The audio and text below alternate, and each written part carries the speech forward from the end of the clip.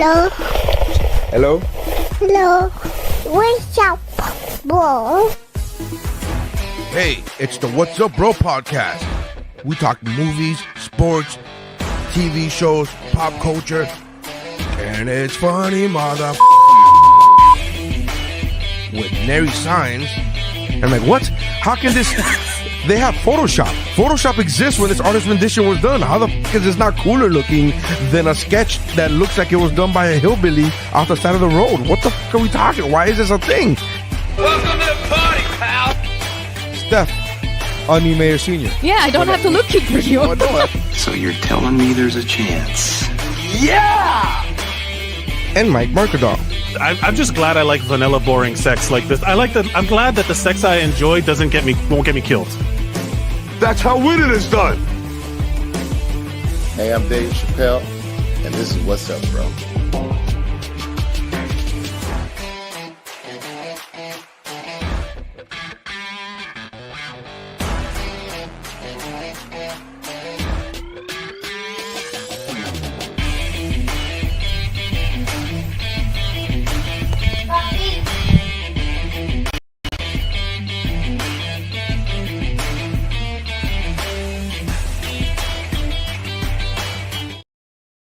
All right, and welcome to the What's Up Bro podcast.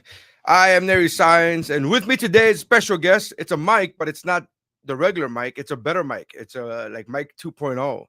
Yeah. Mike Valdez, what's going Hello. on, brother? I'm happy to be here, Nery. Thanks for having me. Yeah, man. For those of you who are into the WuBro world, and the multiverse that we've created from Yes. with our other podcast, Mike is a member of the Movie Bros podcast. So we haven't done an episode in a while, but yeah, we're in it. So Mike is here. Mike Valdez is here. Mike, one thing that we like to do, welcome first of all, and then one thing that we like to do is that when one of our other co-hosts doesn't show up, we like to play a game of what are they doing now? What are they doing at the moment that they can't? Where do you think it is? Ooh. Okay. What is That- Mike that Mercadal m- doing right now? So what is Mike Mercadal doing right now?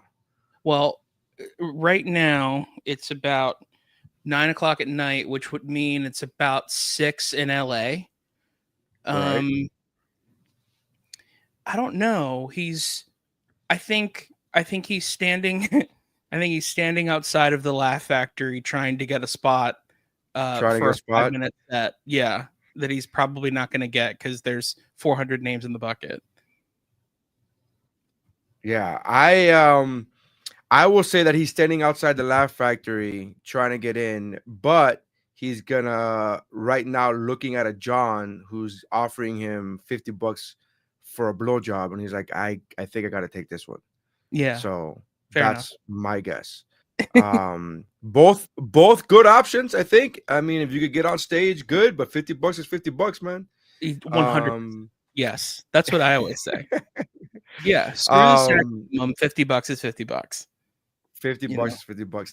There's a shirt that says $20 is $20, and I'm Yeah. like, oh, that's funny. Yeah. But inflation, man, $50. It's You gotta true. go with 50 nowadays, Yep. 100. Anyways, thank you for checking us out, man. Listen, we are live on everything from our Facebooks to our YouTubes, to our Instagram. Make sure you check out Nery Signs Instagram because that one has the most followers, so that's the one we posted on. And you can follow us there. If you are listening to the audio version of this, welcome to the audio version. And this would be the past for you. You're listening to the past. I guess it's a weird thing. Technology. But Mike, first of all, what have you been up to, man?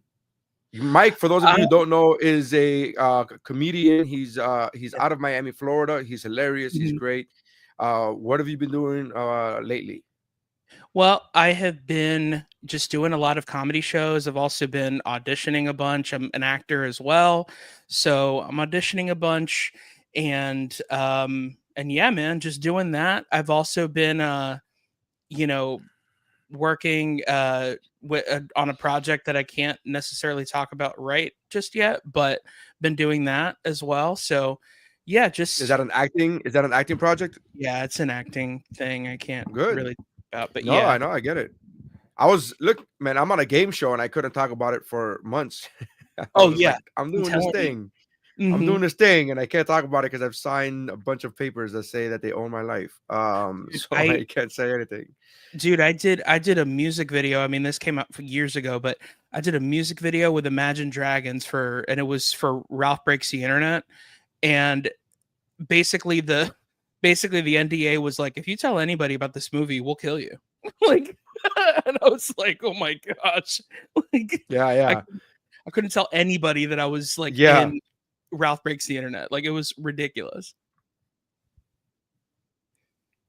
I did that thing with Will Smith a couple years ago, and for his book, and I signed NDAs, and they were like, "We own your children if you say anything." And I'm like, "Oh, okay, well, cool. I guess I will not give you my children, and Yes. we own your third born." And I'm like, "Oh, okay, cool. All right, cool. Yeah. Yeah, man, NDAs are a thing. It's Mhm. it's so weird because I didn't even want to tell people the specifics. I wanted to be like, "Hey, I'm on a game show." Right. And that, but I couldn't, like. Uh-oh, I'm losing you. I just felt like I couldn't even do that. Yeah. Yeah, I know, but yeah. So, for those of you who don't know, I am in the middle of the ocean, and I am doing this podcast from the middle of the ocean. For the audio listeners, little wonky. For the audio listeners, Yeah, for the audio listeners, wild. He's literally in the middle of the ocean right now.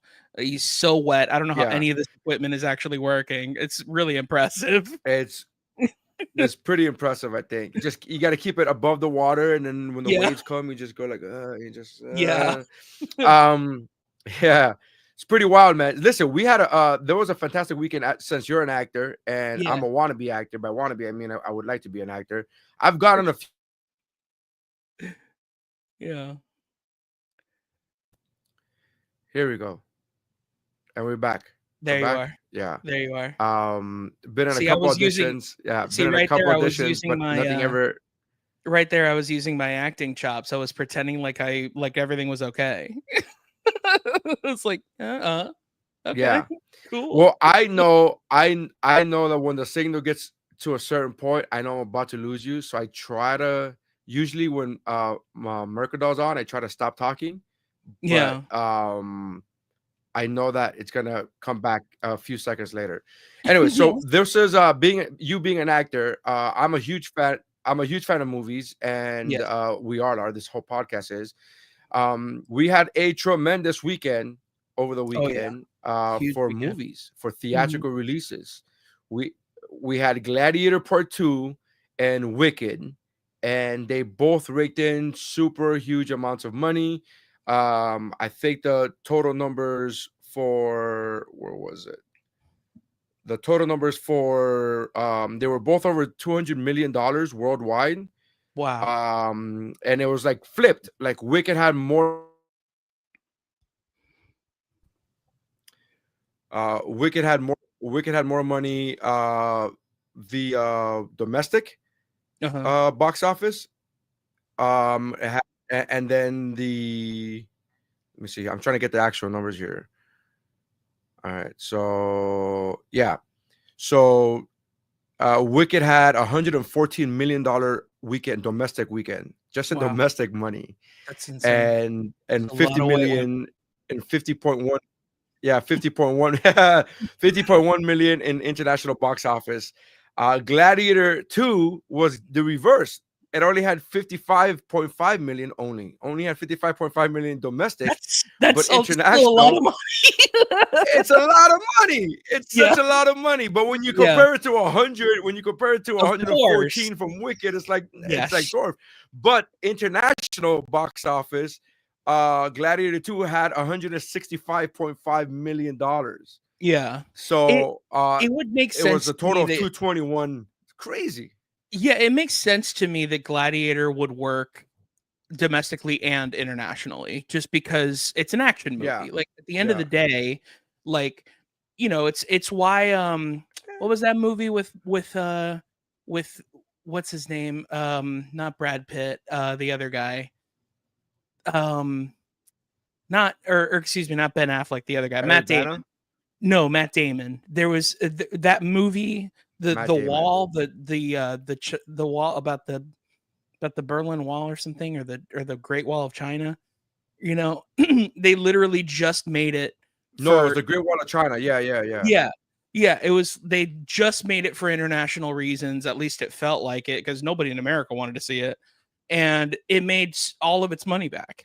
Because Well, nobody. love Matt Damon. So it's funny because nobody in America, nobody wanted to watch that movie, and I'm speaking for myself because when it first came out, you're like a white guy about the Great Wall of China. This is like the dumbest shit ever, and it's a period piece. It's like, and then you're like, what? This is dumb. But then when you did you ever watch that movie? No, I didn't. So the movie is actually really good because what it is it's a science fiction movie. It's literally dealing with demons and like these people, and these demons are trying to take over the new dynasty in China and all this stuff there. And it's a special effects, pretty intense special effects movie. And when you look at it from a science fiction point of view, it makes sense that there's a white guy in China. Sure. Well, yeah, it makes sense. You're like, oh, yeah, okay. Now I know that, but it took me a while to watch that movie. But you're right, man. Box office wise, Gladiator 2, it makes sense because domestically, like all the women were going to go see Wicked, right? Sure. And they were dragging their husbands and all the way. And then guys were like, well, first I'm of gonna all, go watch Gladiator 2. And then the wives were like, yeah, women. Let's not leave the gays out of this. There's a lot of gays that were watching the Wicked as well. You know, and that's a good thing. You know, well, it's amazing. It's a phenomenal thing. It's funny because I'm on a cruise ship, but I got so what happens is the contracts that I'm on right now, currently doing 4-day and 3-day cruises out of Miami. So what happens is I get on a ship on Monday, I get back on Friday, and I have the option to get off that ship on Friday, but I got to get back on because I'm doing the 3-day run, right? Right. So I got off the ship on Friday morning, like 8:30 in the morning, and I went to go watch Gladiator 2. I could only watch one movie. I wanted to watch both, but I could only watch one. Of course, yeah. And I got off the ship to watch Gladiator 2, and then my hopes was that the following Monday I was doing the same thing, getting off the ship for a few hours early in the morning, and I was gonna go watch Wicked, and it just time didn't allow it or whatever, the movie times. But I was totally looking forward to watching Wicked. I've never seen the play. Have you ever seen the play of Wicked? I have read the book actually, which is, it's so weird because this is a movie based on a play, based on a book, based on another movie. But I have read the book, so I know the story. I've heard the music. It's phenomenal, but I have not seen the play. I've not seen the movie yet either, but I want to. So I have no reference to this aside from The Wizard of Oz not only is The Wizard of Oz my favorite book, it's my favorite book series. Oh yeah, it's so good. It's so good, and I haven't even finished the entire series, but I've done 4. I think 4 out of the 4. I think there's 13 or 14. Yeah, there's 13. Something like that, something crazy. So I've done the first 4. I've read the first 4 books, and The Wizard of Oz is still my favorite book. But what I'm saying is that I remember years ago seeing the poster for Wicked on Broadway, like just seeing the poster that they're gonna do Broadway. Immediately, I was like, "Oh, that's a good idea, an origin story for the Wicked Witch." Exactly. I just a poster. I was like, "Oh, it's an origin story for the Wicked Witch." Yeah, got it. That's all I needed. That's all the information to this day that I know. That plus the trailer is the only thing that I know about this movie, about this story, and I'm like, yeah, I'm in. Like because it's my favorite book. So yeah, why wouldn't you get an origin story for the Wicked Witch? That sounds amazing. That sounds great. Yeah, it has. But I still haven't seen it. In my whole point. No, I'm looking forward to it.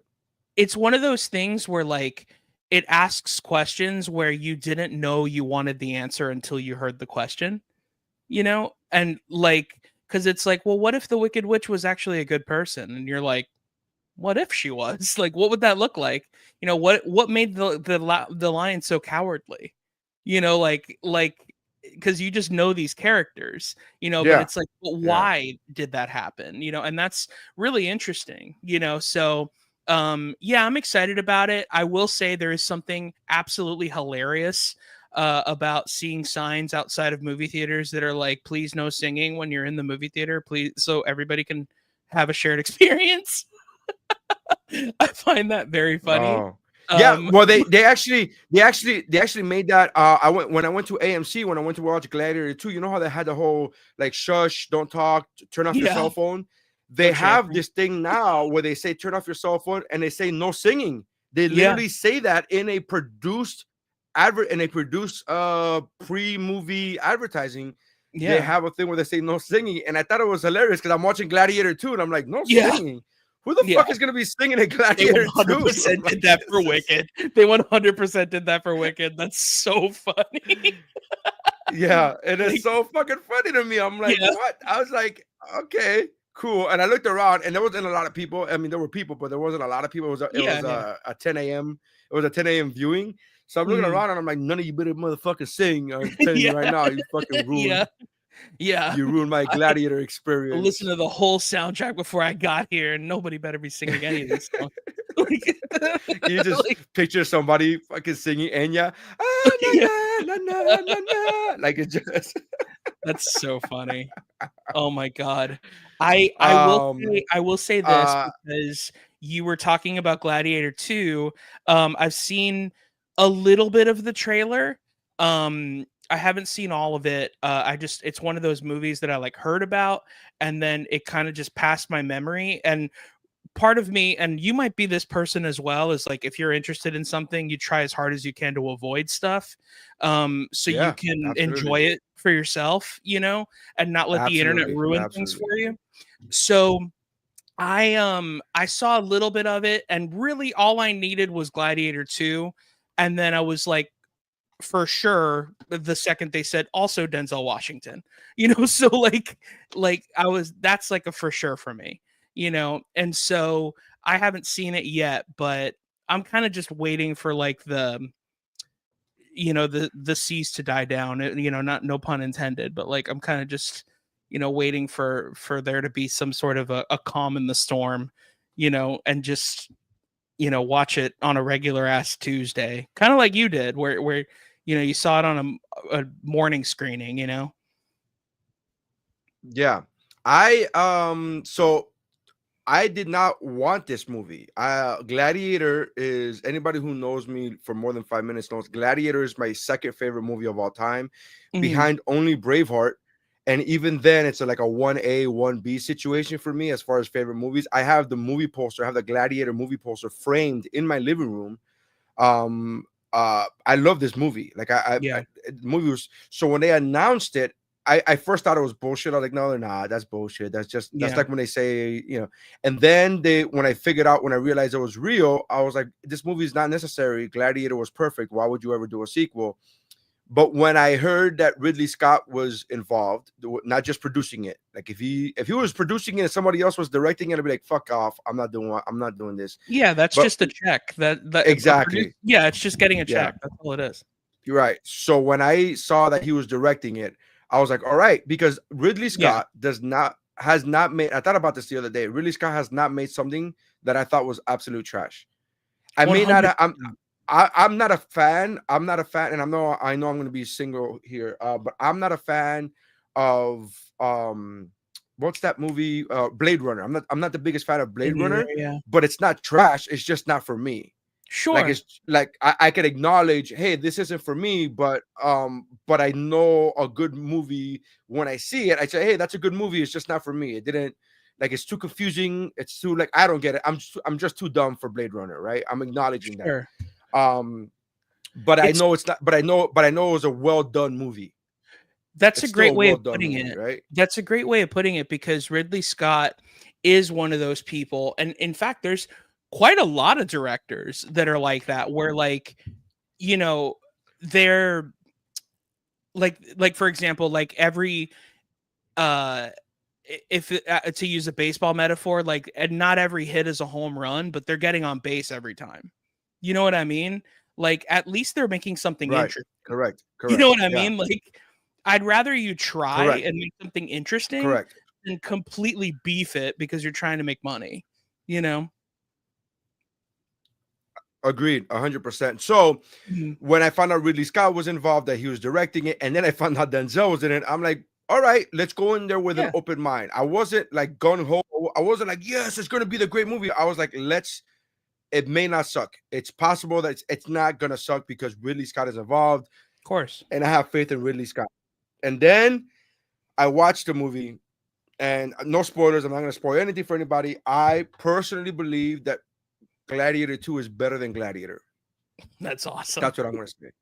That's what I'm gonna say. And That's awesome. it's just really good. It's a really well done movie. And I know that it's like at 78% or something, or 76% on Rotten Tomatoes. I only know that because somebody on Threads commented about it and then said that they didn't like the movie. Mhm. And then at the end said that they haven't seen the movie yet. And I was like, well, then you're full of shit. Like that's so stupid. That's everything I hate about people that review shit. It's Everything. like, at least watch it. Like, Yeah. Well, don't their whole review was like, from what I understand, and it's like, oh yeah, boy. And from then it what got I to- understand from a 2-minute trailer that has nothing to do with the movie because that's not what trailers are for. Like, from what my friend told me, yeah, I was like, all Yeah. right, well, my friend thinks it Jesus. sucks, so now I think it sucks. Well, there's people like that. There are people like that feel that way about reviews in general, just even from critics. There's like what the critics said it suck, and I'm like, well, I'm gonna go ahead and watch it regardless. I'm gonna go ahead and Yeah. watch it. And there are a lot of times where the critics are right, and there are a lot of times where the critics are wrong. I wanted to be. What was the last? Let me put it this way. Let me ask you, what's the last movie that you saw that the critics hated that you liked? Or that the critics hated and you wanted to like, but then when you saw it, you're like, oh no, the critics are right. This is garbage. Okay, that's a really good question. Every once in a while, we've been doing this for 12 years. Every 6 years, I ask one. Good question. I'm glad try to that I clarify, got to be on such a monumental episode. Yeah, that's a big deal. It's a big deal. This is a really big deal for you, man. I'm Yeah. really excited. You stumped me actually because I'm just like, Yeah. I don't know if there's been So- a movie. So that- I'll give you mine. I'll give you mine and I'll give you time to think of yours. Okay. Please, yeah. All right. So, and this is not one of those. This is not one of those things where I asked a question just to say what I wanted to say. I'm genuinely interested because the conversation came up organically. Of I course. just want to make sure Yes, the audience I is like, this believe you. motherfucker. He just had his answer ready. I All believe right. you. So the every once in a while, the audience, the critics will say this movie sucks, and then I'll watch it. I'm like, oh, the movie's not bad. I don't know what the critics are right. But there was a movie that came out that everybody hated. The critics and users alike hated this movie. I didn't see it for like a month after it came out, but it was so bad that a month after it came out, it was already on video on demand.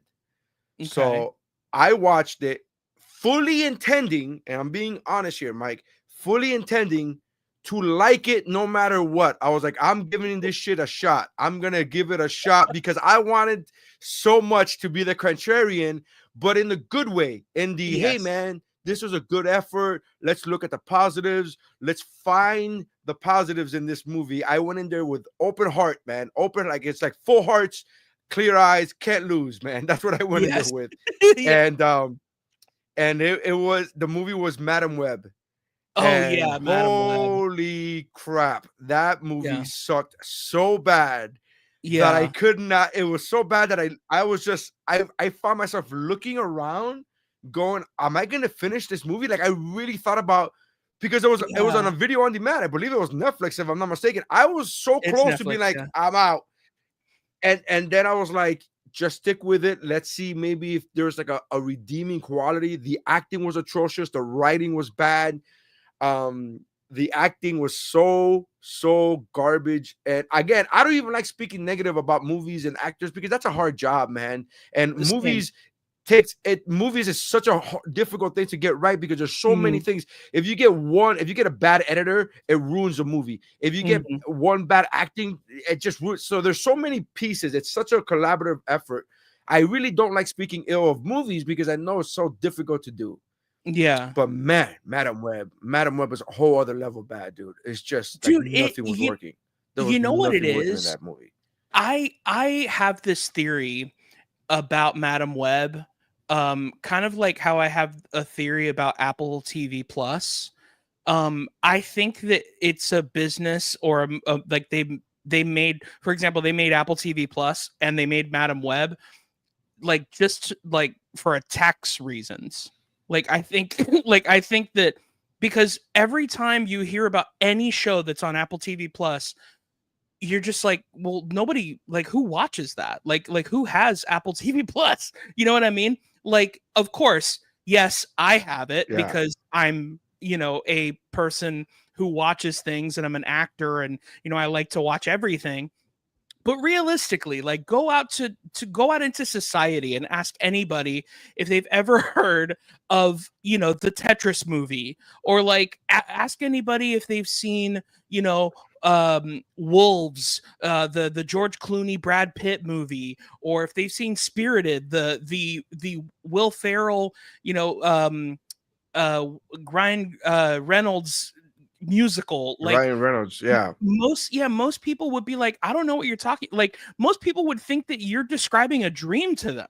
Like you're like, no, it's a good show. It stars Adam Scott. It's about like it's about him working, but like when he goes home, he can't remember anything from work, and then he goes back, and you're like, wow, that dream sounds really cool, man. Like, you're just like, That's did you take peyote before you went to sleep? Yeah, like, it sounds like you're describing a dream to somebody because nobody knows what you're talking about. You know what I mean? It's so funny because I've seen all of those things. I've seen all those things. Yeah. And I'm one of those. I agree with everything you're saying. Yes. I'm that guy that goes out and publicly like, hey man, you really got to be watching Apple TV. TV, man. I agree. And I'm that guy. I'm that guy that's like, there's a really good show that stars amazing, talented people that you've never heard of. Yes. And he's like, oh, is it new? Is it new? It's on season 4. So Yeah. if you just There's watch. a really great there's a great show that's never been about mental illness, a comedy show about mental illness that's completely original, starring Jason Segel, and guess who? Harrison Ford is in it, and people have no idea what I'm talking about. Like, you sound crazy. It's so crazy. Yeah, have you ever tried? Did you ever watch the show Silo? Yes, I saw Silo. Yeah. Did you ever try to explain that show to somebody? Try to explain the show Silo. It's so fucking difficult, man. Yeah, it's like, I mean, no, they're they're underneath, or we think they're underneath. I don't know, but there's a conspiracy, and they're looking at the outside, but they may not be on the outside. They may already be on the outside. I don't. You sound like you know what it is? Apple TV makes people sound like a 3-year-old explaining anything. Like, like. Perfect. Like, it's like, I don't know, man. Gal Gadot's in it. Like, watch it. I don't know what to tell you. Like, just like, it's crazy. Like, oh wow, that soccer sitcom sounds really cool. Like, it's exactly what you said. Like, is it new? No, it's on its 5th season. It won all the Emmys last year. Like, how are you not hearing about this? Like, so there's a show with Jennifer Aniston and Reese Witherspoon, and you're like trying to explain this, and you're like, it's Steve Carell. And, oh, is it a comedy? No, it's very dramatic. It's very dramatic, and it's very good, and the acting is superb. It's like, oh, is it new? So season 6 starts next year. And Martin Short's in it, and he's such a dick. Like, it's wild. He's such a perv. He's such a perv. And people are like, I don't think Martin Short would do something like that, and you're like, you have to watch this show. He's such a good actor. Like you sound insane.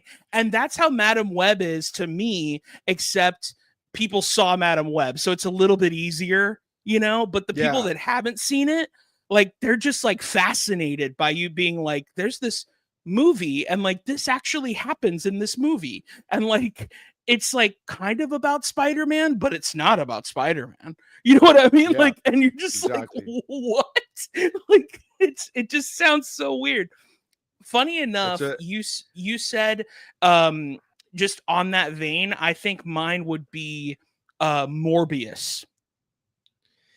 So you thought Morbius was as bad as advertised? I did not think 100%. Morbius was, I didn't think, because I saw Morbius late. I didn't see Morbius opening day or whatever. So so everybody's like, as much as I try to avoid spoilers or whatever, and not that Morbius was spoiled for me, but I got I got the feeling that everybody hated Morbius. Yeah. So I saw Morbius after all the people the internet was already abuzz, and I was just like, it's not great. I'm not gonna tell you it's great, but I'm not No, gonna it's tell you not. it's the worst movie ever. Like it's. I don't It's think it not was. the- I don't think it was. Go It's ahead. not the worst movie ever. It's not the Go worst ahead. movie ever. In fact, I was gonna say, Matt Smith is talk about a good actor being in a bad movie. Like he's like really trying hard. Like, and you could tell. Like Matt Smith is like really trying, but like the movie is just so poorly written.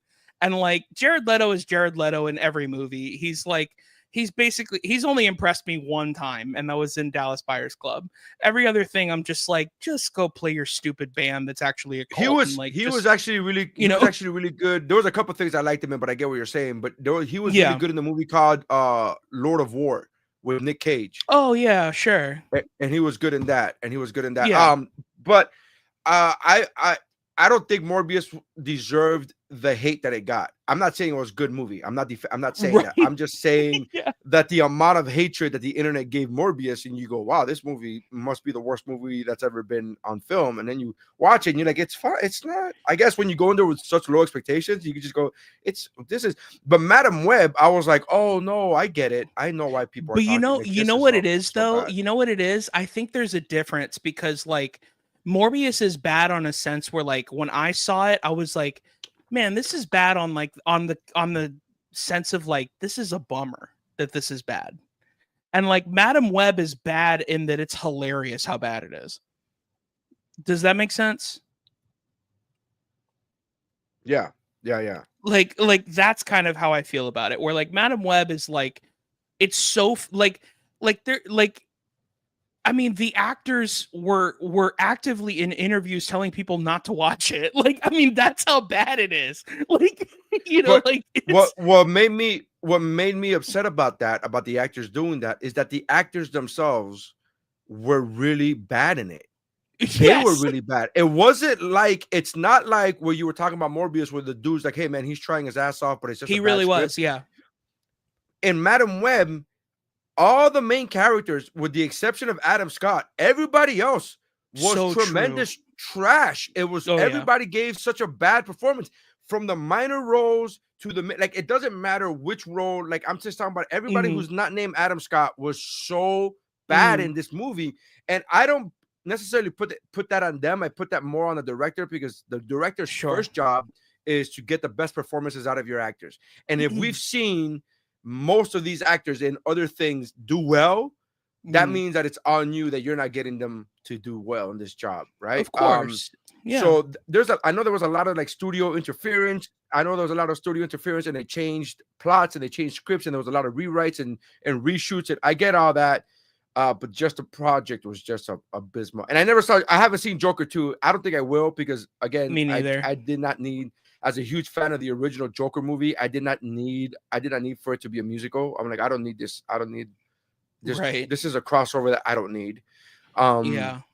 And then when I heard it was trash, I was like, it's fine. I'm not.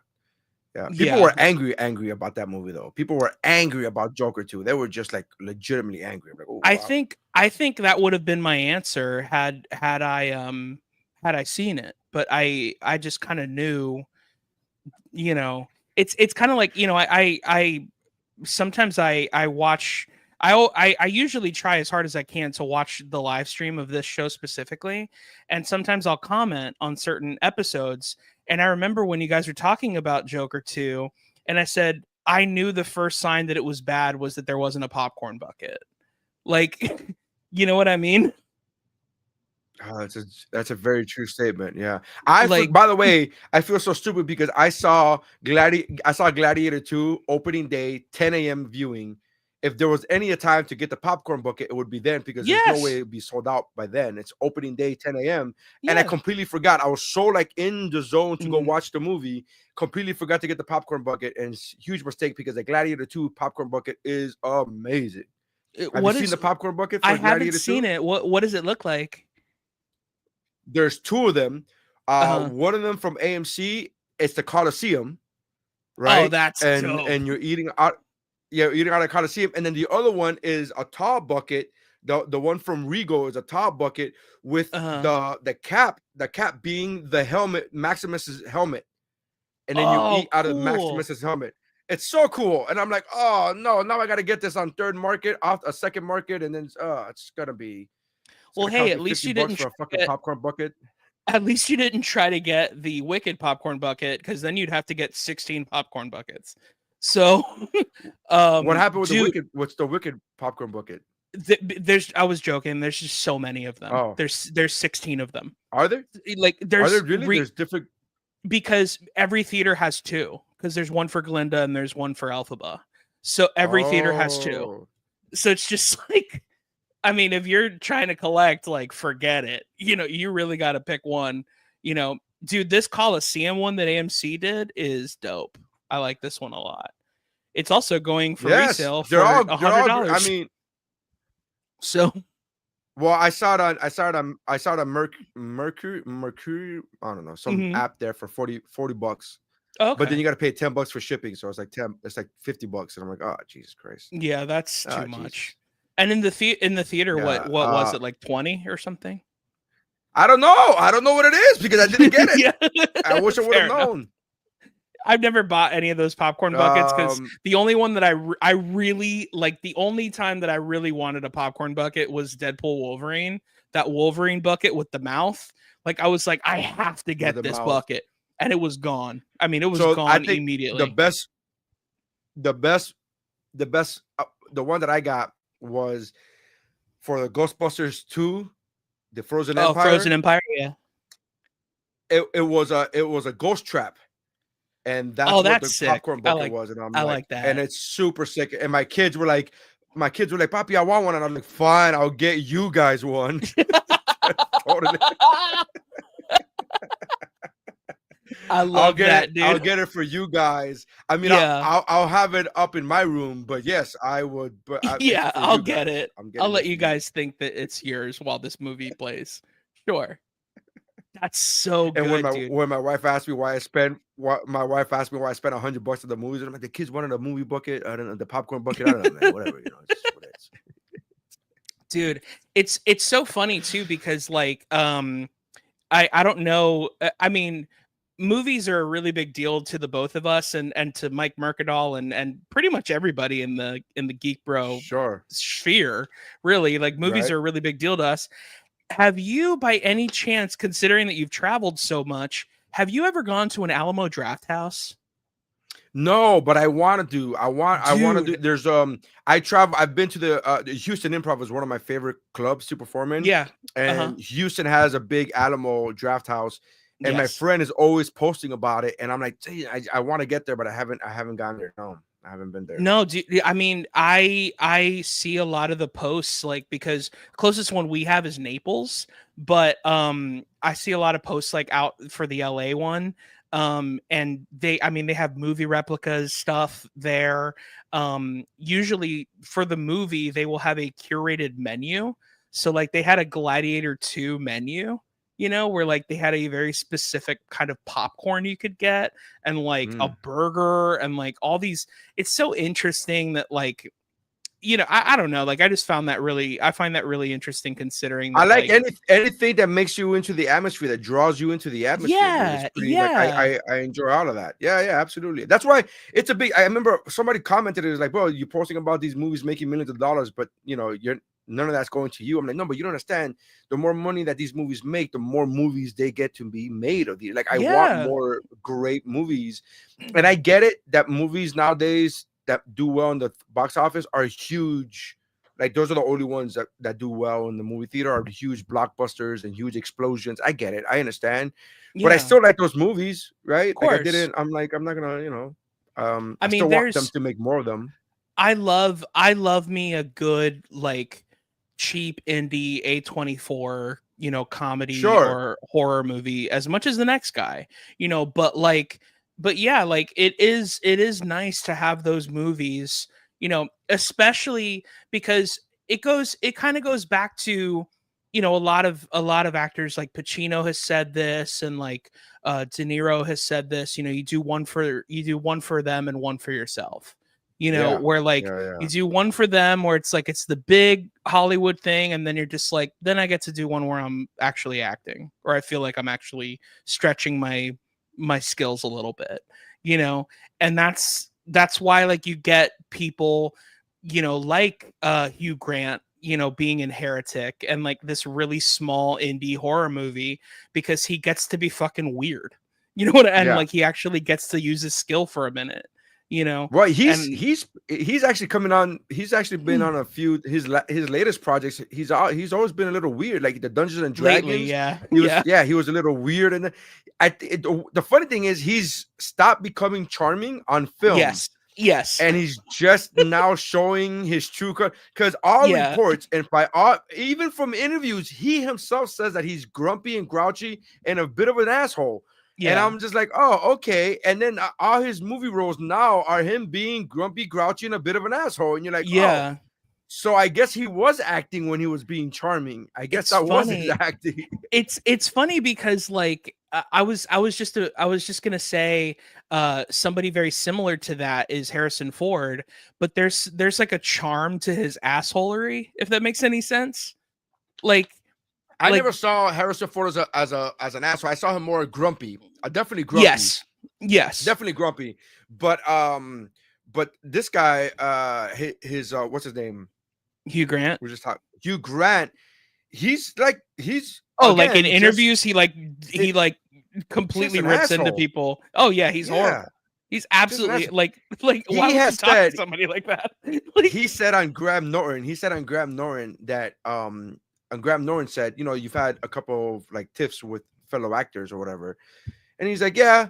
And then he says like, oh, like Drew Barrymore. And then he said this, he goes, oh yeah, because she gave me a note on how to act.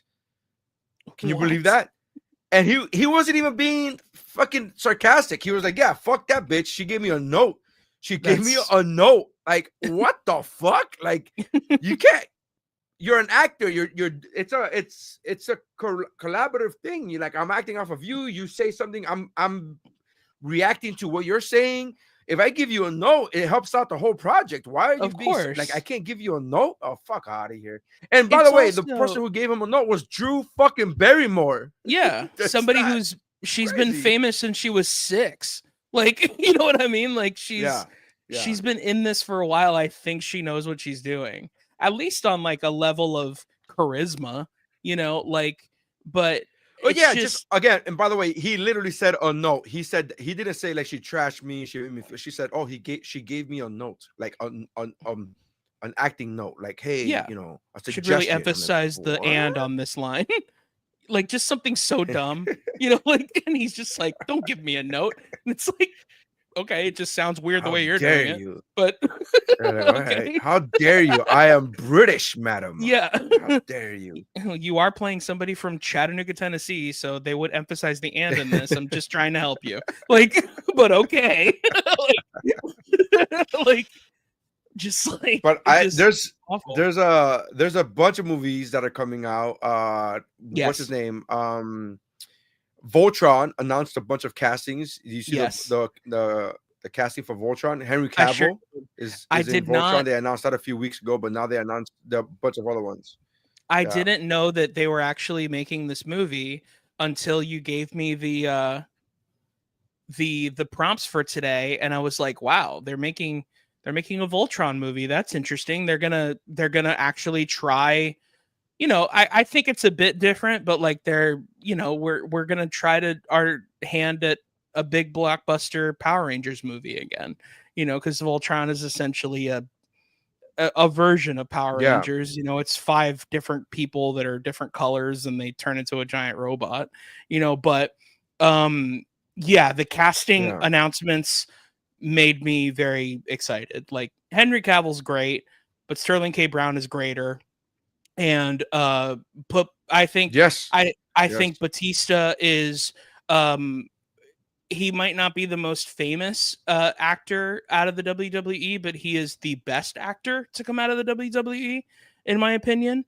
I would say John Cena. That would be my vote. Would be for the best actor. Would be John Cena. Forgot. You're right. John Cena is so good in Peacemaker. You're absolutely right. He's so good in comedies in general. Have you ever seen him in Sisters? I did see him in Sisters. Yes. Dude, he was even great. even his That even was his phenomenal, cameo in man. even his It was cameo in great. Trainwreck. You remember that? Did you see Trainwreck with Amy Schumer and Bill Hader? Like Yes. even his cameo in that movie is so funny. Like Yeah, he's like, oh, Mark Wahlberg. He's like, Mark Wahlberg, look at me. I look like Mark Wahlberg ate Mark Wahlberg. It's so funny. Yes. Yeah. It's so good. Yeah. Yeah. Yeah, he's Yeah, good, man. John- I like John Cena. I'm a huge fan of The Rock, obviously, but you know, he's not the greatest actor. And Right. He's good at selling a movie. You know what I mean? Like I give but- it to John because John is better at at Sure. comedies. I agree. I think this is actually a fun question. Do you think who out of those three do you think is going to be the first one to get nominated for an Oscar? Not win one, just get nominated. Sure. I would here's okay, it's gonna sound like a homer pick.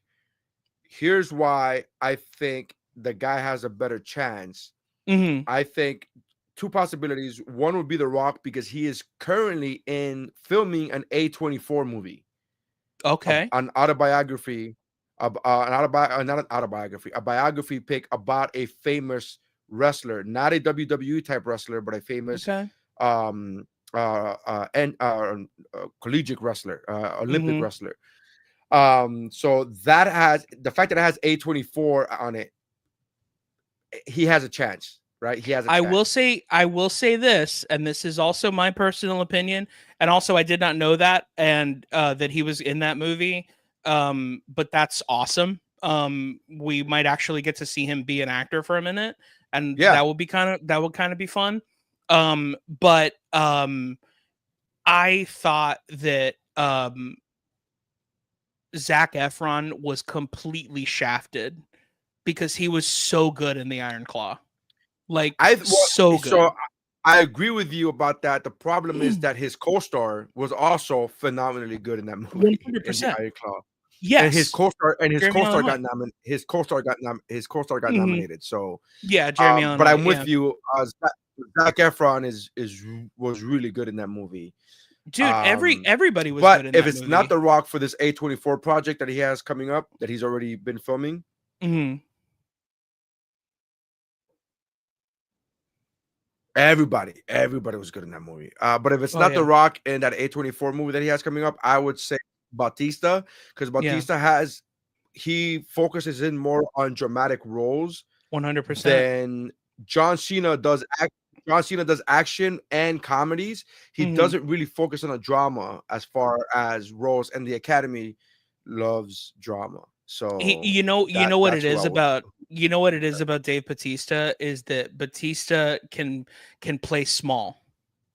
That's why I think he can get an Oscar, because he can play small. Like, not that John Cena's not a good actor or that he isn't funny, but like comedy can be very broad. It could be very big. It could be very character, esque. And Yeah. and of course I am not saying the comedy's easy, because it is not. But I am saying that it is a completely different skill set when you're such a huge man to be really small with the way that you're acting, So I say I think comedy. I think fact Denzel Washington even agrees with me. That's why he doesn't do comedies. Comedies are harder than drama. 100%. Yeah. I think when you have somebody the caliber of Denzel saying that, I think that holds more weight. But the reason why, I think it's one of those things where we're asking two different questions. Which one do you think will get nominated, and who do you think is a better actor? Sure. So I think the better actor is John Cena because he could do comedy. Yeah. And Bautista, even though he's been funny in movies such as Drax, that wasn't a you know what I mean? That role was, you know what I mean? That actually I give him more credit for his whenever he got to do the dramatic stuff even as Drax. But the thing I that think makes Drax funny are his choices. Like Yes. like it isn't that he's saying anything funny. It's the choices Batista made. And so technically it is his acting that makes him funny. Right. But like it's not like that he's saying anything funny. I definitely agree with you. Because I forgot about Peacemaker and how good I mean, dude, even in Peacemaker, he's got some John Cena has some moments where like he's Yes. actually like really doing really well, like where you're like the scene with his dad and like all this stuff, the dude from Terminator 2, like just so good, like so he's got some chops. I think people just have to give him a chance, kind of like what A24 is doing with this, Dwayne Johnson movie or whatever. Like I think you just got to give people a chance, and they might impress you. You never know, So Well, I mean, Matthew McConaughey for a long time was the romantic comedy guy, and then he took like 2 years off. And then if you read his book, he'll tell you like they kept giving offers and offers and offers, and for 2 years he didn't work because all they offered him was romantic comedies, and he's like, I don't want to do that anymore. Like I just want to do a different kind of role. And then they finally, and then somebody gave him Dallas Buyers Club, and I'm like, oh, look at that, he got a fucking Oscar. Like it's crazy. Dude, it's so funny. I'm so interested in Matthew McConaughey recently because he was on Tom Segura and Bert Kreischer's podcast, and they were Two Bears One Cave, and they were talking, and it was so interesting, because like, in a lot of ways it was kind of like watching like two fanboys of an actor like ask him. It was kind of like watching the Chris Farley show sketch, where he has Paul McCartney and he's just like, remember when you wrote that song and like this happened? And he's like, yeah, like, like it was kind of like that. But there was a part where he said, where Tom says, how are you so cool? And he says, it's not that I'm cool. It's that I am who I am, and I'm not ashamed of who I am. It's like nerds are cool. You know who aren't cool? Dorks. He's like, well, what makes a dork? And he's like, a dork is somebody who changes who they are as a human being just to please somebody else. That's a dork. And that's somebody that I'm not, and that's not cool, so like, and it was so interesting, like, because like, he's not really like, doing rocket science or anything, but like a lot of it has to do with like his charisma and how he talks and like all this stuff where I'm like, dude, that's a really good point. Like, being charismatic is just it's who you are or that's it. Like there's nothing about it. Like you're just born with it or it's Maybelline. You know what I mean? Like, right. Yeah. So I read his book last year, and they were right. Segura, what's his name? Bert was right. You really should listen to the audiobook because he does it himself, and it's really good. Like it's really a good listen. But it's an interesting book. It's an interesting way of doing an autobiography. It's very different. But yeah, so we're getting a Voltron movie. We're getting a Mighty Mouse movie. Did you hear about that? I thought that was so interesting because I don't know what's going to happen. I also don't know what's going to happen with the Voltron movie. I don't know if it's going to be a straight to Amazon, kind of like Borderlands, like clumper, where it's just like it has all these great people in it, but like then it just shows up on a streaming service and nobody watches it,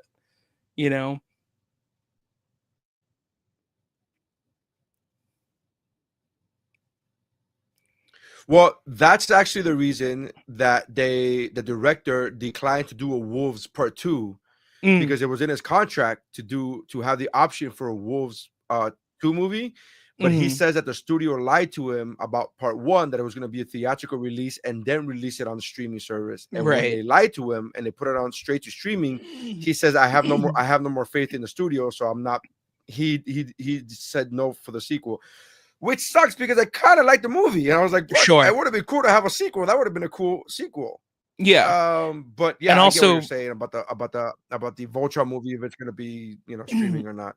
And for most people that don't know what you're talking about, Wolves was a movie starring George Clooney and Brad Pitt that's on Apple TV Plus, and you probably don't have that app or streaming service. So for those of you who don't know, Apple TV Plus is a streaming service that is Yeah. an That option app- to have. And Yeah. if you buy an iPhone, they give you a year free subscription. Yeah. Yeah. And believe it or not, the shows that are on it and the movies that are on it are actually incredible. Like it's like they like don't even deserve to be that good. They don't need to be Yeah. that good, but they are. Yeah. You know. So weird. Yeah, it is very weird that like nobody ever knows what you're talking about when you're like, "Oh, have you seen Severance?" I'm What? curious to see how they do the Mighty Mouse movie. I'm curious to see if they do it Detective 2D Pikachu style. if it's gonna be Detective Pikachu style, if it's gonna be a 2D animation movie with Mhm. I'm and Ryan Reynolds is producing it, Yeah. and I'm interested to see if he's also gonna be the voice. Is he starring in it? I don't know. I don't know.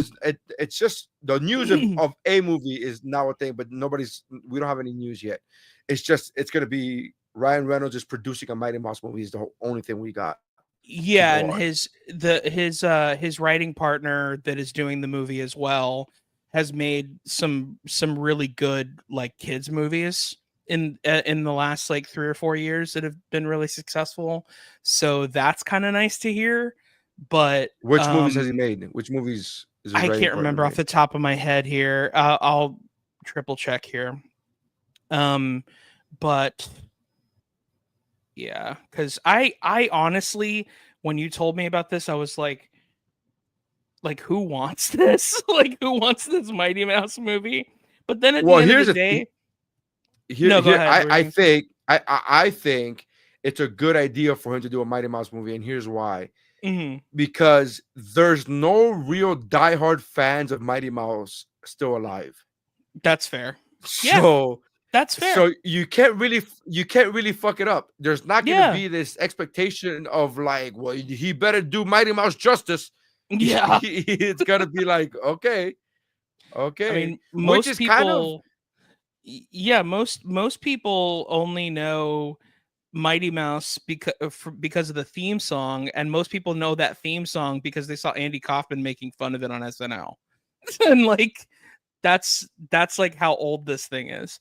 But at the same time, it makes sense because like I was trying to explain this. I was talking to my mom about this where I was like, because I was trying to explain to her how everything has to be really big. You can't sell a small story anymore.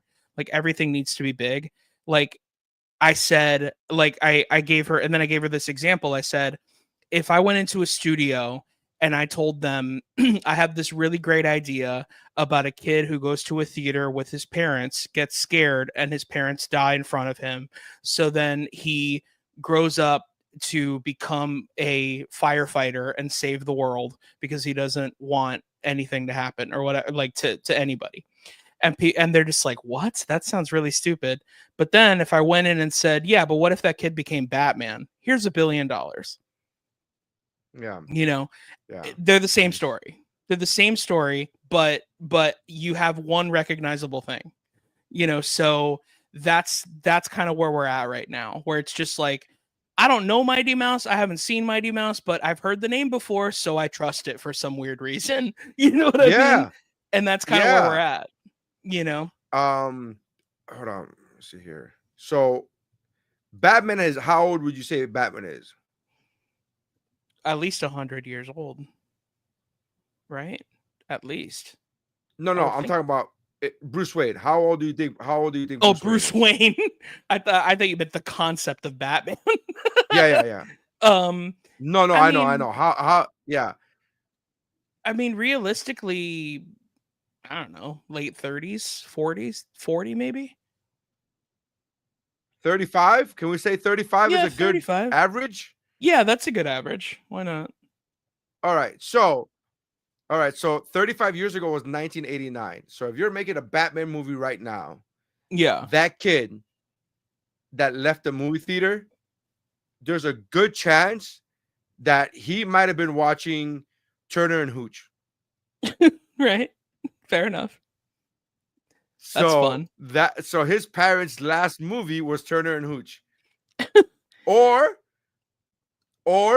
K9 with John Belushi. Oh, Canine. I remember that movie. Yeah. That's Jim Yeah. Belushi, by the way, not John Belushi. Oh, Jim Yeah. Belushi. Oh, that's right. That's Jim Belushi. That's right. Yeah. Yeah. My bad. My apologies to John. John did not make that trash. It was Jim. Yeah. Yeah. By the way, yeah. Lieberman, the writer of Mighty Mouse, wrote Free Guy, and that's how they probably know each other. Is through that. He also wrote Scoob and the Addams Family movie. So Scoob was really good. Both of those were really good. Yeah. So right. like he's at least in the right lane. You know what I mean? So we also know who's going to direct it then, obviously. Probably. Yeah. It's probably the same director as Free Guy and the Adam Project and Deadpool and Wolverine. It's like, all right. So apparently they can't make movies without each other anymore. I mean, it's everybody. I'm not blaming them. Hey man, Leonardo DiCaprio had Spielberg for a minute, and then he had Martin Scorsese for another minute. So I get it. Hey, dude, I see, like, for example, like I see somebody like an Adam Sandler, and I am so inspired by that. Of like, just like, I get famous, and I'm just gonna bring all of my friends with me, you know, and like, you want to roll in this movie? Sure. Like, you don't have any money? DP my movie. I don't care. Like, just like, bring your friends with you. You know what I mean? Like, and so I'm all about it. That. I'm all about it. Well, but here's the thing, though. Here's the difference. So I'm with you. I get you. But here's the difference between what we're talking about with Ryan Reynolds. Ryan Reynolds and him became friends when they were already both in movies. It wasn't like, hey, you're my childhood friend. Because Adam Sandler is bringing his childhood friends. That's true. They're like, yeah, just put them in movies. And I'm totally with both of those things, by the way. Like, I just think it's funny that I forget the guy's name, even the director, right? Because he's just the director for Deadpool and Wolverine, and the Adam Project and Free Guy, and it's like, so it's like he's in his Ryan Reynolds era, is what he's doing, you know, and I think it's fair. I'm like, hey man, ride that fucking coattails, ride those coattails until you can, man. Absolutely, 100%, just like what's his name, the last 5. If I'm not mistaken, Mission Impossible movies have all been directed and written by the same dude, and it's just like whatever Tom Cruise is doing, there he is. 100%. G, what is his name? Forgot his name. Well, it's the same thing for a long time with that people had, or that Johnny Depp had with Tim Burton. You know, where it was just like, God, they make everything together. And by the way, if you're a woman and you want to get on a Tim Burton movie, start dating that motherfucker, because it is easy. Like, just sell your body and you'll be fine. You know what other movie Bruce Wayne could have come out of? Tango and Cash. There you go. That's a fun one. Tango and Cash is a fun one. Tango and Cash or Turner and Hooch will be fun to see a Bruce Wayne come out of. I mean, which one of these do you want to be your last movie, though? Because I'm not talking about Bruce Wayne. I'm talking about his parents who took his kid to go watch a movie and then got murked because they went to the wrong movie theater. They went to the one in, you know, you could watch next of kin. Oh, Weekend at Bernie's. They could have seen Weekend at Bernie's. Hilariously ironic. They saw Weekend at Bernie's, and Martha Wayne, like, all Bruce Wayne remembers is people propping up a dead corpse and his mom's pearls just falling in slow motion to the asphalt of Gotham. How funny is that? It's so good, so good. Yes. Yeah. Listen, so I had this bit with that I wanted to try out, and it was the internet's craziest interactions. Yes. And it's basically like you know, somebody sending a text message and then their reply and then their reply, or somebody's tweeting something and then the replies that go after that. And I'm only gonna run through a couple because honestly my Wi-Fi is so shit that I'm just like, it's so frustrating. Yeah. But one girl posted, she posted, the highest age that you had sex with, go. and then she put mine is 84, that she's had sex with an 84-year-old. Okay. And then the reply to that was 19 ... I'm 15, by the way. And then somebody replied to that and put, you're a victim. And then and then he replied to that saying, cap. And then the guy responded back with, what the fuck do you mean, cap, bro? You were raped. And I was like, oh my God. It's such a crazy response. Can you imagine being a 15-year-old, me like, and then replying to this and not knowing? Is like, this is the craziest thing of all time. Oh my gosh. This is I'm looking at some of these myself right now. Yeah. And there are find some ones that are okay to like post on the air, but yeah, because some of them are a bit like out of pocket, let's be honest. But there was one that made me laugh really hard.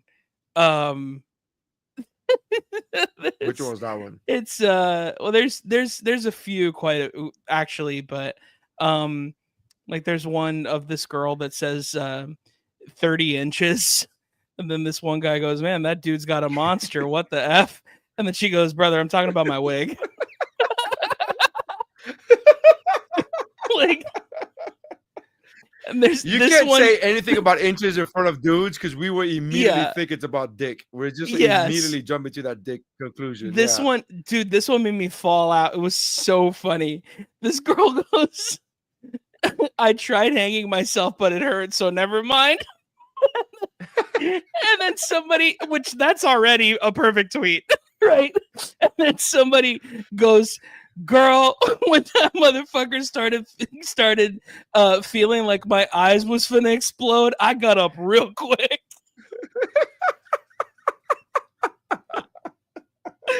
That's so funny. It's such a weird thing. It's such a like, weird thing. Who would say that? Like, it's so funny. Like,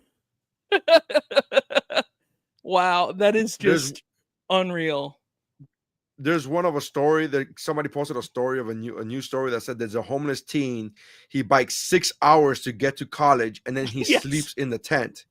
Yes. And then somebody's reply to that was, why doesn't he move the tent closer? Yes. That's he's going to college for a reason, I guess. Maybe. Yes. I was so, man, because funny enough, I have a crazy interaction myself. This actually happened to me on a dating app. This happened on Tinder, like maybe a couple weeks ago. And this girl, we're just talking, and then just out of nowhere, she just goes, oh, I thought you might be gay. No disrespect, of course. And I said, I'm not gay. I'm just gay enough to treat women like they're human beings. Like, just like, what did you think? I saw that you posted that, and I'm like, that's such a fucking weird, No, and then no disrespect part. It's like, no disrespect. I don't mean any disrespect, right? Yeah, like, it's like, what were you expecting? Like, you know what I mean? Like, it's like, but also at the same time, there was, I got, funny enough, I got a lot of DMs from girls who were telling me like, no, it's actually a compliment because there's a lot of guys that do that. And I go, yeah, but you have to understand, like, it should be normal that men treat you like that. But at the same time, their argument is valid.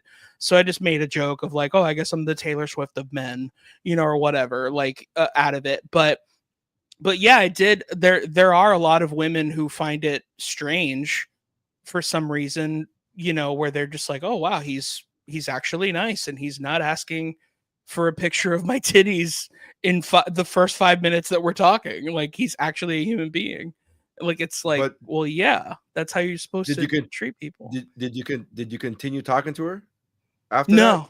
No, I didn't. No. I got turned off. Yeah, I got turned off by it. Like, did you ask her for a picture of her titties then? Yeah, I did. I wasn't gonna. You gotta shoot your shot before you just unmatch. You know what I mean? The moment she said that, you're like, oh, you're stupid. I want nothing to do with you, but I will take a picture of your titties though if you have them. If you could please send me a Yes. consensual picture of your titties, it would be amazing. 100%. Yeah. If you could send me a consensual picture with your signature on the contract in the photo. Yeah, Yeah. That's so funny, dude. Yeah, 100%. Yeah, you always got to shoot your shot. But yeah, it's funny. So I actually had a question for you that I've actually been wanting to ask All you right. and Mike Mercadal about this. I think I know your answer, but it's November when we're recording this. If you happen to be listening in the future, which is actually the past, if November is the Barnes and Noble giant Criterion sale, if they have all their Criterion movies are 50% off, and they actually have their Criterion movies at like a normal price. And I was wondering, is there a movie that is not in the Criterion collection that you would want to be in the Criterion collection, or you think deserves to be in the Criterion collection? I don't. I'm being honest here. I don't even know what that Criterion collection is. What is that? Really? So the Criterion I'm so at a collection. loss. No. Yeah. It's Criterion collection it's like very snooty film people that smell their own farts and talk about like the notes of, bergamot in them, Sure. But it's like essentially like films that have inspired things in culture. So like classic movies, like a Citizen Kane is on the Criterion because Citizen Kane, started so many different, kind of, without Citizen Kane, you wouldn't have M. Night Shyamalan because it was the first like Sure. giant twist in a movie. Right. Without Seven Samurai, you wouldn't have Star Wars, like things like that. So, and of course, there's newer things as well. Like a lot of Wes Anderson movies are on there.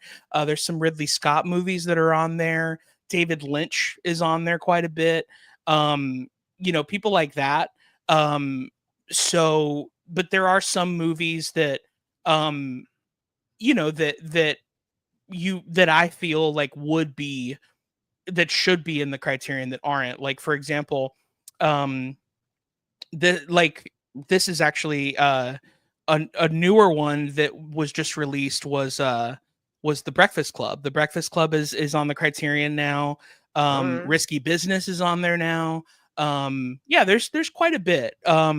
But I mean, I think I already know your answer. And if it's the answer I'm thinking of, it's not on the Criterion. And I also agree that it should be on the Criterion. If it is the answer I'm thinking. What are you thinking? I'm thinking you were going to say Braveheart. Well, yeah. So my favorite movie of all time is Braveheart, but what I'm trying to see if it fits the criteria of like. I think I 100% think it does. So I mean, you think it inspires? You think it inspires other movies, other films after that? Like that's what I'm trying to fit into that criteria. I 100% think it does. I think the only issue is when you buy a Criterion movie, the whole thing about it is like, it's like you're basically buying a giant coffee table book that has like so much bonus features and like audio commentaries and deleted scenes and like shit that you never knew existed about this movie. We're just like, whoa, like this is nuts. So like if you're a fan of that movie, like you get everything. Like it's awesome. And so like, and that is a movie that I would want to see all of that stuff. The only issue is that Mel Gibson is not the kind of person, like it's not necessarily somebody anybody wants to hear from right now, but yeah. But so I would say two things. As somebody who I disagree with Mel Gibson on so many things, especially because he doesn't stop opening his mouth. He doesn't stop. Like he doesn't stop opening his mouth. It's just so. But here's what I will say: the one thing that I do want to hear him about is about filmmaking. Yes. I anytime he talks about filmmaking, I'm mesmerized. I'm like, yes, all right, that's cool. Like that's so like I've heard him in interviews. There was an interview app that I bought was just about interviews with certain people. And one of them was the only reason I bought it was because I wanted to watch an interview with Mel Gibson because they asked him about his film, like he was at a conference, and it was like the whole thing is basically a bunch of people pay him money to sit there in front of a bunch of his fans, and then they ask him through his filmography. Yeah. And I just wanted to watch that. So I literally paid $10 for that month just to watch that and then cancel the subscription. Sure. So when it comes to filmmaking, I want to hear everything that Mel Gibson has to say. When it comes to anything else that's not filmmaking, it's like, shut the fuck up. Like, the sad thing is that he wants to do the TED Talk about Jews. And you're just like, but I don't want to hear about it. That's the thing. Like, it's when he talks about, have you heard him? Did you hear him like 2 weeks before the election, this past election cycle? He was at the airport, and to his defense, he was just at the airport, and then TMZ was like in his face, and then they were like, "Oh, you're gonna vote for Kamala?" Because they knew he wasn't. So then they're trying to fish on, and they got it. They got like, you just like, what? That lady doesn't know what she's talking about. She's not fit to throw out the garbage. I don't know, whatever the hell he said. Right. But he said some pretty ignorant, stupid shit. But even then, it's like, but again, it's not completely his fault. Like, he was just at the airport, dude. He was clearly trying to rush, and then people just kept putting a camera in his face, and they kept asking him questions that they knew he would not agree with, and so then they got their soundbite, right? But so it's not totally his fault, but it's also his fault for saying stupid. Like, just shut the fuck up. Just say that's not who I'm voting for. I'm gonna vote, but again, you can't, whatever. So but filmmaking. I think of Mel Gibson's directorial movies, and this is the thing also about Criterion. Criterion is unlike everybody else in that they care more about the directing than they do about like actors that are in it or like anything like that. They care about like, what does this look like, and like, why is this and how is this different from everything else, and how is this moving the needle forward, and I think pound for pound, like, Braveheart is his best movie. Like, well, Apocalypto is really good too. Apocalypto is beautiful. Yeah. Apocalypto is really good. And I've only seen it once, but Passion of the Christ was a really well done movie. Sure. I've only seen it once as well. Yeah.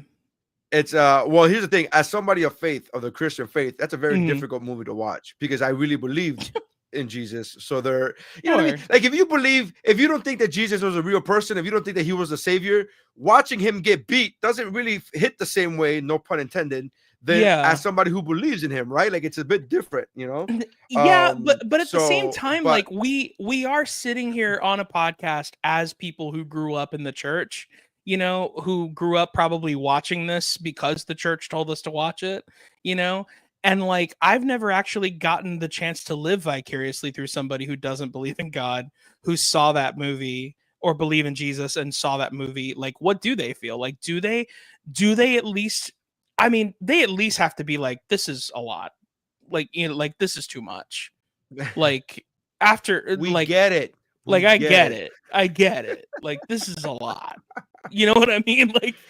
Like it's like, I mean, but it's so funny, because I think it's on. Well, here's what's funny: people who are like, "Oh, Passion of the Christ, it's a lot," and then those same people will be like, "Oh, Reservoir Dogs, yeah, cut off the ear." Yeah, I'm like, that's true. What? And I'm like, what? That's true. But I don't know, whatever. So he's a really good filmmaker. The only movie that I found was Ridge, whatever Ridge. I forgot that one. Hacksaw Ridge. Last movie. Hacksaw Ridge was fine. It was all right. I don't think the acting was all that great. It was a very interesting story. It just wasn't like an interesting movie, because the story is interesting. It's about a guy who doesn't. If you haven't seen the movie, listener, it is a story about a man who wants to be a medic and refuses to learn how to use a gun because he doesn't believe in shooting people. And he's a military medic. That's a very important piece of information. He's not just a doctor. He's not just a doctor that refuses to carry a gun. Yeah, you know how every doctor has a gun, Yeah, this is not. We're not talking about Texas. We're not talking about doctors in Texas. Every doctor has to have a gun. So it's a World War II. I want to say World War II. I want to say it's World War One, but I could be wrong. Yeah, maybe you're right. No, maybe you're right. I think you're right. I think so. World War One, and he goes into the military to become a medic, and they're like, well, you have to learn how to shoot. And he's like, no, it's my religious beliefs. I don't harm other people. I save them, whatever. So it's a true, based on a true story. And then and he does some pretty crazy heroic things, including, you know, whatever. But you're right. I just, so the movie is the movie was okay. It wasn't bad. I don't think the movie was bad. Yeah. But to say Braveheart was his best, I mean, that's the one he won the Oscar for. But Apocalypto was very good. Apocalypto is his sleeper movie, where like if you haven't seen it, like most people haven't seen it, and when they see it, they're like, "How did I not know about this? This is actually." Well, I think that most people didn't see it because once Passion of the Christ came out, and then they realized how crazy he was. Not him as a filmmaker, him as a personality. I think by that time, some of those tapes had come out, and then, you know, it's a thing. So to watch Apocalypto was like you were forgiving a lot. I think, if I'm not mistaken, the timeline. I don't remember the timeline exactly, but I think it was like if you saw Apocalypto, especially in the movie theaters, you were forgiving a lot. You were like you already knew what you were forgiving. Yeah, so, that's fair. That's fair. Well, maybe I'm wrong. Maybe there's movie is a phenomenal. Maybe there's another movie that isn't Braveheart that you would want to be in the Criterion. I'll say one of mine if you want. Sure.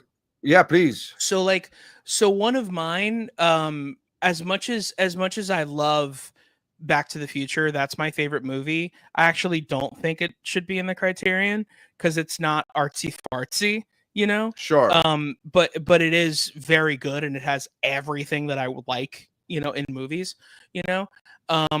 But I would say I think a really big one would be E.T. the Extraterrestrial.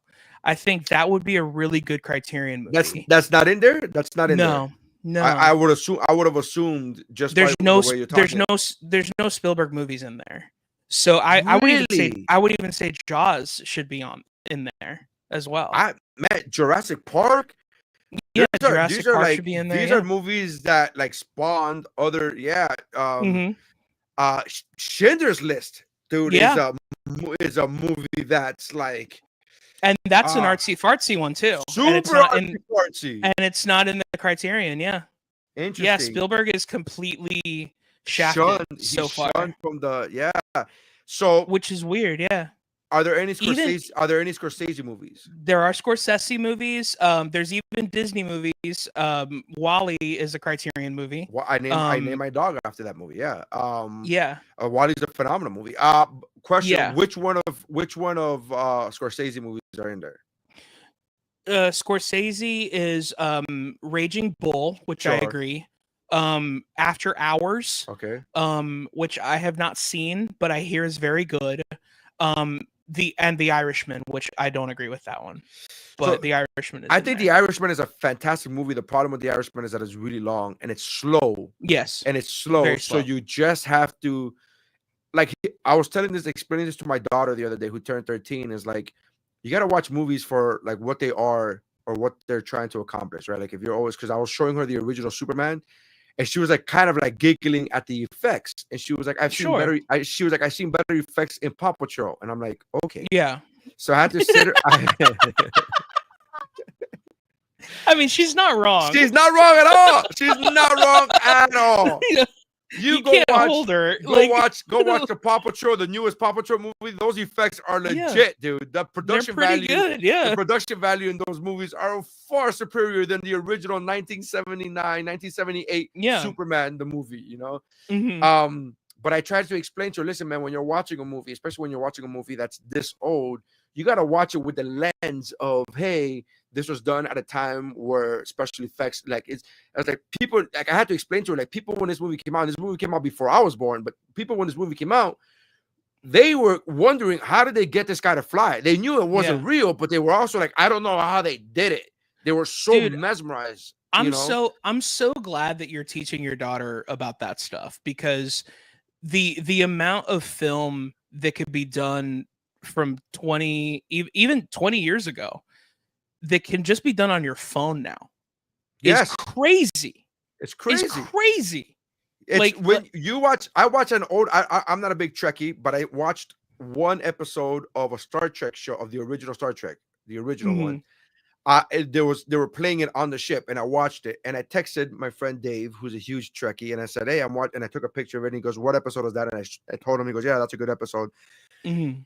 And then he says, "What do you think?" And I go, "Man, I gotta be honest with you. This is my first time giving like the original show a shot, but it's really good. It's actually really good. Yeah. With the exception of the production value, because I was able to separate the two. Like, it's got cheesy production course. value, and I Yeah. said, given the fact that there's better effects that can be done on TikTok, Mhm. you gotta kind of go with that mentality. But that's what I try to teach my daughter. Like, I'm trying to teach her like all these things. Like, hey, this movie came out in this time. I showed her the Monster Squad. I don't know if you've ever seen the Monster Squad as of late. I Did have. you ever There's a lot of things you probably had to explain to her that were okay to say back then. Yes, there was a lot of things in the opening 10 In the minutes opening of the movie, freaking scene, yeah. and you're Like, like, what? And I so I had to completely forgot about that. Uh-oh. completely forgot about that. Yeah. I showed my kids Problem Child. Holy Oh, crap, yeah. dude! Oh my god! So I showed my Dude, kids Problem Child. That Problem movie's Child. so funny. It's so funny, but it's so politically incorrect. It's Oh, like yeah. so bonkers. But you forget because it's a child. Not only is it a children's movie, but there's children in it. There's child actors in it. Yes. So I'm showing this Problem Child, and That he's movie doing the is voice. so good. He's doing the voiceover, and then they Yes. adopt him. Right? They adopt him. They take him to the house. And then he's like, "Oh man, these people must be rich, or whatever." He's like, the voiceover say these people must be rich or whatever. And then he goes, "Oh, do I get my own bed?" And he says, "Your own bed, Junior. You get your own room."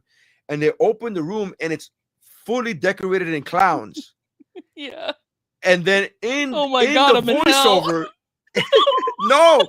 no, What does he say? no. I wish that's what he said. The I thought that's what he voiceover said.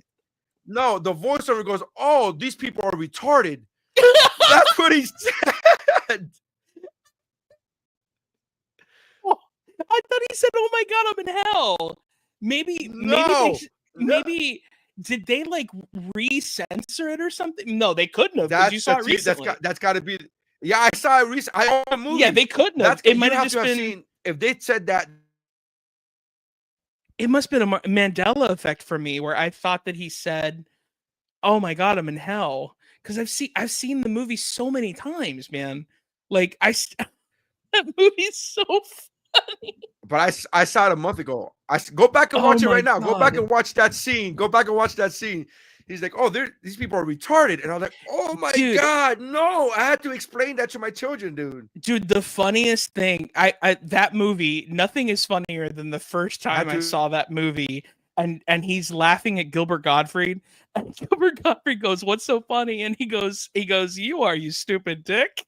I laughed so hard. Yes, The first yes. time I saw that. Yes. Like, that kid is so out of pocket. And like, I don't know why I'm surprised that he said the R word. But he 100% Yes, like, it's yep, so crazy. like that is what that movie is. So yeah, you would put Problem Child in the Criterion, All is right, what you would say. Of course, Problem Child started it all. Yeah. But I would say, to answer your question, the final answer, if it's not Braveheart, or two answers would be Braveheart, but I think Goodfellas is I hard agree. Huge, Yes. it's such a huge movie that it spawns so many other filmmakers, and like it's just in pop culture, it's just embedded itself. And it's going to be 35 years that it comes out next year. It came out in 1990. It got shafted for the Academy Award, even though I like the movie that beat it for the Academy Award for Best Film. Mm-hmm. Which was Dances with Wolves, by the way. Yeah. And I know whenever Goodfellas gets talked about, people always trash Dances with Wolves because it won the Oscar over Goodfellas. And I get it that Goodfellas is a better film. But Dances with Wolves was a really good movie. That was Daniel really Day-Lewis film. is in his bag. Yeah, that's a good movie. No, Kevin Costner. Oh, it's Kevin Costner. You're right. That's Kevin Costner. Yeah. Daniel Day-Lewis. Which is the one with Daniel Day-Lewis? There Will Be Blood. Well, yes, but there is a movie of that style that stars Daniel Day-Lewis that I can't remember. A Western? I don't know. Is it a Western? Yeah, it's a Western. I can't remember. Interesting. I don't know. But yes, you are correct. He is, and There Will Be Blood. He's an oil man. Which yeah. But Goodfellas, so much so, like, yes, for gangster movies, also movies about food. Like, it's like, you know how that movie kind of started like the food porn genre in a lot of ways. Like, you wouldn't have Chef by Jon Favreau without Goodfellas having that scene about mom's sauce. You know what I mean? Yes. Like, yeah. Because there's all these like glory shots of like Italian food being made and stuff like that. So like, yeah, there's a lot of things that movie did. I mean, besides just the story and the acting and the writing and, you know, just all of that stuff. Like, it's obviously a great movie, but yeah, if I had my own way with it, I would just take out The Irishman, put in Goodfellas in the. I mean, it's hard to. I mean, Goodfellas is by far his best film ever. In my opinion, that's my humble opinion. I think Goodfellas is his best movie. Is it Is it your favorite though? Of his? Yeah. Yeah. Because there are some people I can give you an idea. These are the movies that I have framed movie posters in my house. Okay. It's Braveheart, Gladiator, Goodfellas, The Little Mermaid, Beauty and the Beast, and Ace Ventura. Those are the films that I have posters framed in my house. You also have The Last Samurai with Tom Cruise. I have The Last Samurai, but that's not really up anymore. That's not really up because the frame I chose was a brown frame, and my wife refused it. She's like, "There's nothing fucking brown in this house." Yeah. So I had to take it down, but I did have The Last Samurai, and I stand by The Last Samurai. The Last Samurai was his best. Tom Cruise's best movie. I've never seen it. I can't judge. I've never seen it. Yeah. So if that's a good movie, then I believe you. Mike, you have to watch this. You have to watch this movie. Mike, you have to watch this movie. You have to watch. It is Braveheart, Gladiator caliber movie. It's that good. Really? Okay. It's I'm not. There's no sense of like, I'm not exaggerating. I'm telling you, it's Braveheart, Gladiator level of good. It's such a good epic. It's a phenomenal epic, and it's his best acting. He got shafted by not getting the Oscar, in my opinion. But it's a phenomenal movie. He's he's one of those people that gets kind of the butt end of the stick when it comes to like being an actor. Like, because a lot of people are like, yeah, he's just good at the action stuff, but people like seeing him run. People like seeing all this. Well, stuff. He's a movie star. He's definitely more of a movie star. Than he is an actor. Yeah. Yes, but like he's really good. And did you see Collateral? Him and Jamie Foxx. Yes, he's incredible in that movie. Yeah, and he was good enough to dupe most of those motherfuckers into him not being in Tropic Thunder until the credits. I knew it was him immediately. Oh yeah, and like most people are like, that was Tom Cruise, and I'm like, yeah, I could sense. You can see the smile through the fat suit. Like, yeah, I think you hang around a lot of dumb people. I got to be honest with you. I don't. Yeah, they don't know.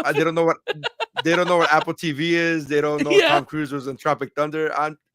This is going more. This says more about the people you hang around with than anything else. Yes, fair enough.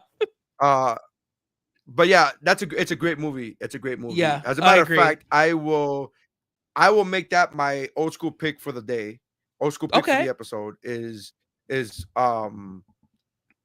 Samurai.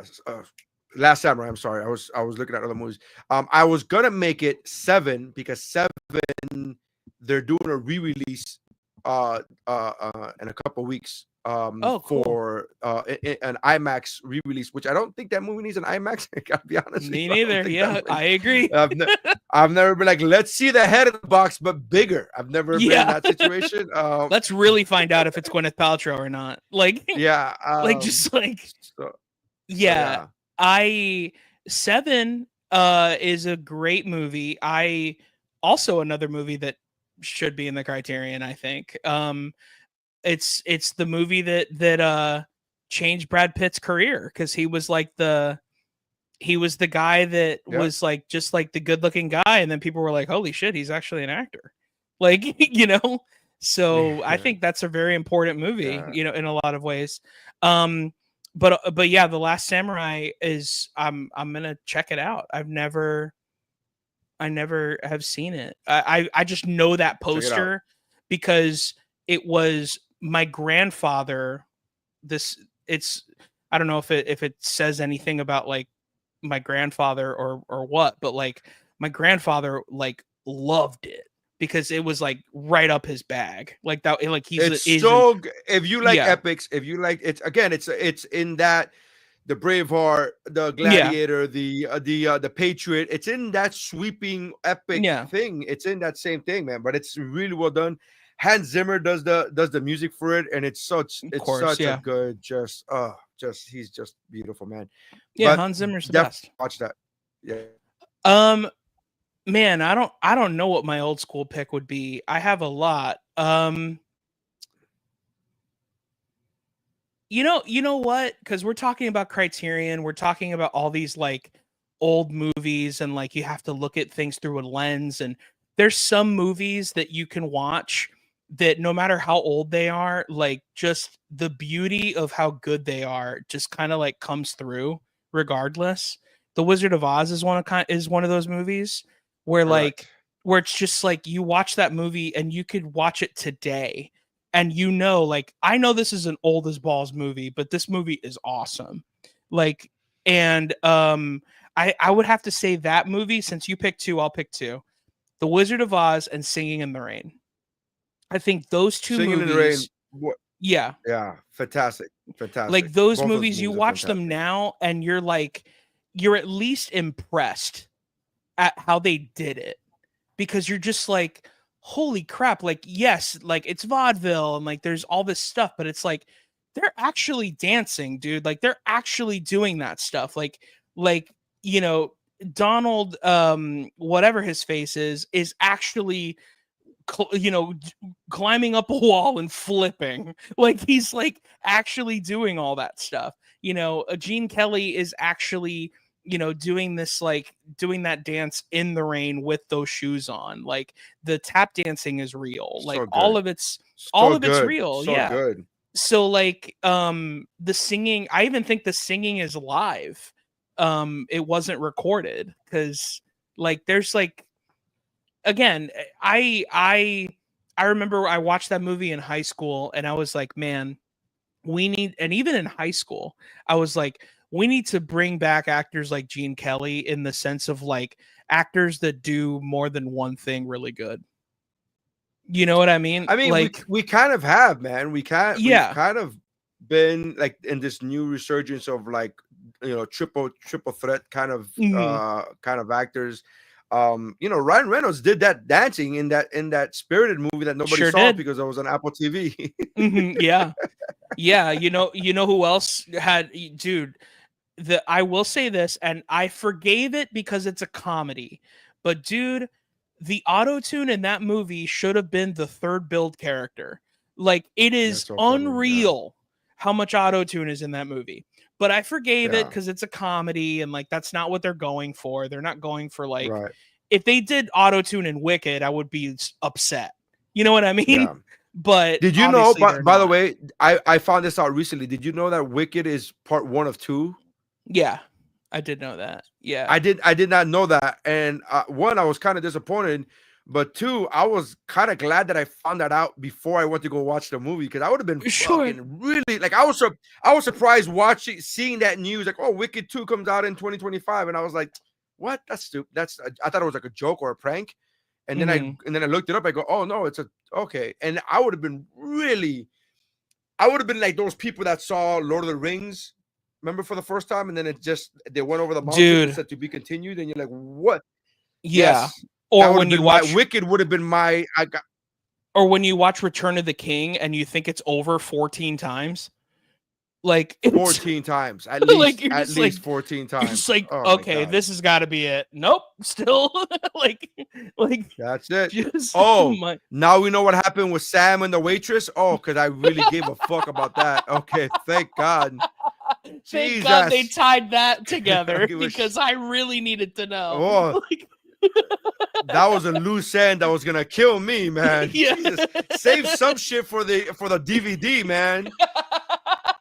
Good God, so trash. Yeah, it's true though. Like, but I will say that it is part one, but also they're ending it just like in the show, like they're ending it on like the high note essentially, which like Defying Gravity is like the song. So they're ending it with Defying Gravity. So yeah, it ends just like the play, where like it ends right where the intermission would be when you're watching the play. So I'm okay with it. I know there was a few people that didn't like it like that.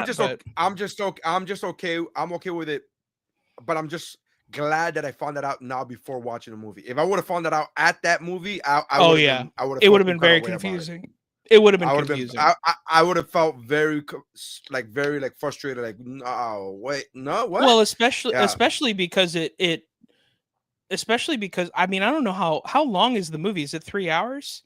It's almost 3 hours. It's almost 3 hours.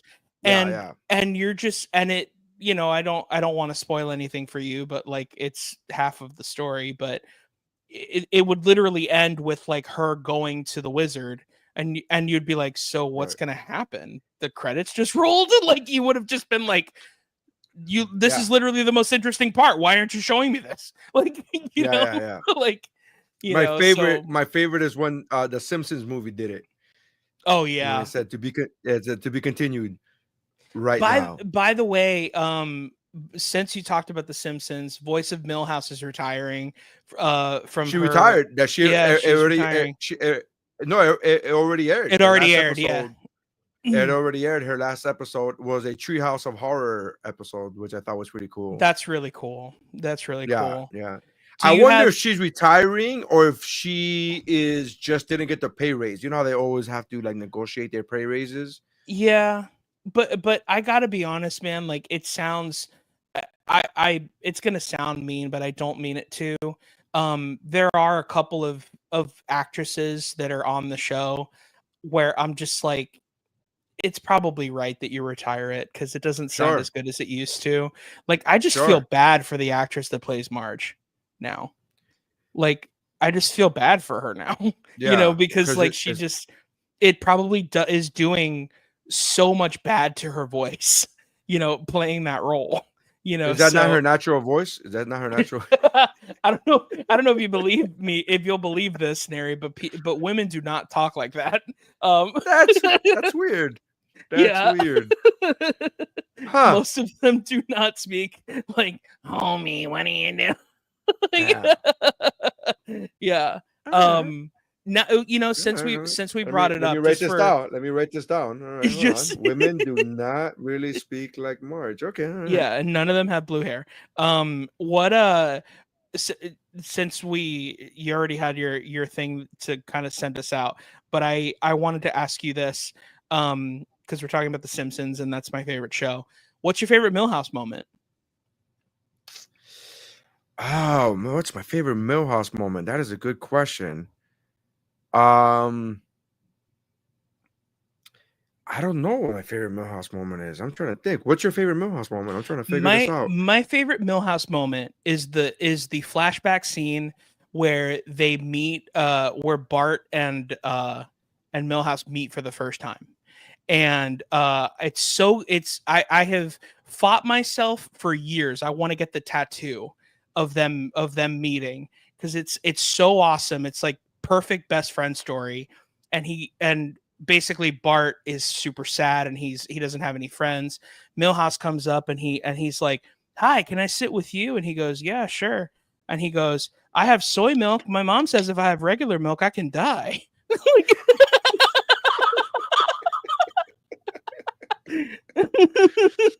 That's funny. I forgot I'm not so. I remember that there was a alternate universe one where he's married to Lisa. They're adults and he's married to Lisa. Mm-hmm. And I don't remember the lines, but I remember watching that going like, good for Milhouse. Like I was so happy for Milhouse because Milhouse finally got the girl. Yes. And I would say that's probably, and I know it's weird because I can't remember a line from the episode, but I was just so happy to see him married to Lisa. Is And I that was is just like, that Lisa? Is that Lisa runs for president or something? Or it she's might the be. president in that story, Yeah, right? yeah. That's what I thought. Yeah, like So, yeah, yeah, and he plays, Milhouse. Yeah.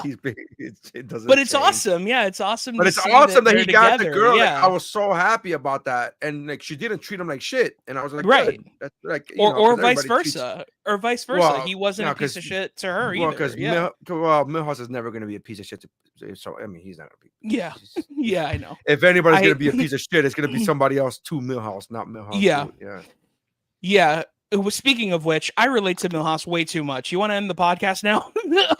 Um, All right. Anyways, thank you guys for checking us out. Appreciate you guys. A couple of you commented on Instagram. Hell yeah.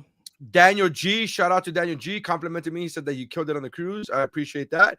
Hell yeah. And we had Saul, my friend Saul said that he just popped in and that he needs to see Gladiator because of what I said. So I'm glad about that. And then there was one other person that commented, and I appreciate that.